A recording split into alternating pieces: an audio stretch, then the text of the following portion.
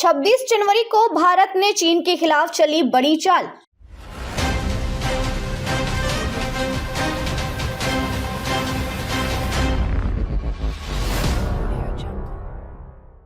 दक्षिण चीन सागर में करेगा ये काम, इंडोनेशिया का मिला साथ।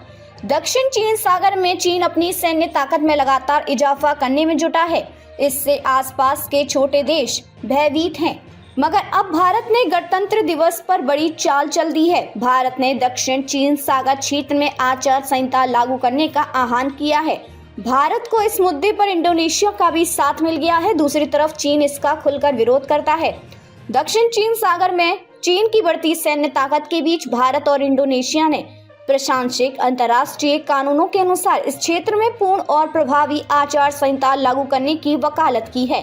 प्रधानमंत्री नरेंद्र मोदी और इंडोनेशिया के राष्ट्रपति प्रबोवो सुबियांटो के बीच शनिवार को व्यापक बातचीत में दक्षिण चीन सागर की स्थिति पर चर्चा हुई। बैठक में दोनों पक्षों ने भारत के हिंद महासागर क्षेत्र स्थित सूचना संलयन केंद्र इंफॉर्मेशन फ्यूजन सेंटर में इंडोनेशिया से एक संपर्क अधिकारी तैनात करने पर सहमति व्यक्त की। गुरुग्राम में बनाया गया फ्यूजन सेंटर उल्लेखनीय है कि भारतीय नौसेना ने समान विचारधारा वाले देशों के साथ सहयोगात्मक ढांचे के तहत जहाजों की आवाजाही के साथ साथ क्षेत्र में अन्य महत्वपूर्ण विकास पर नजर रखने के लिए 2018 में गुरुग्राम में इंफॉर्मेशन फ्यूजन सेंटर की स्थापना की थी।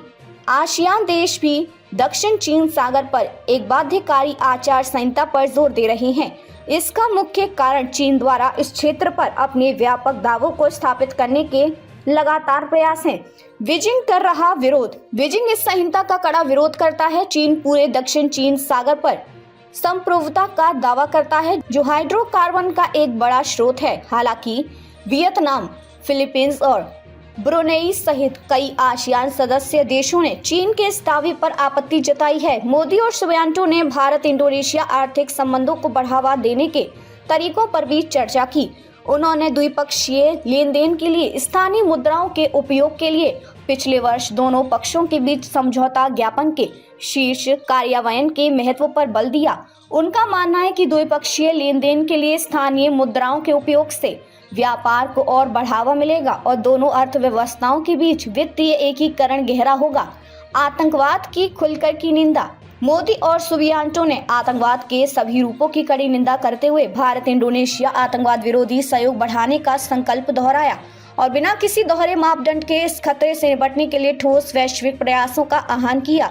दोनों नेताओं ने सभी देशों से संयुक्त राष्ट्र द्वारा प्रतिबंध आतंकवादी संगठनों और उनके सहयोगियों के खिलाफ ठोस कार्रवाई करने का आह्वान किया।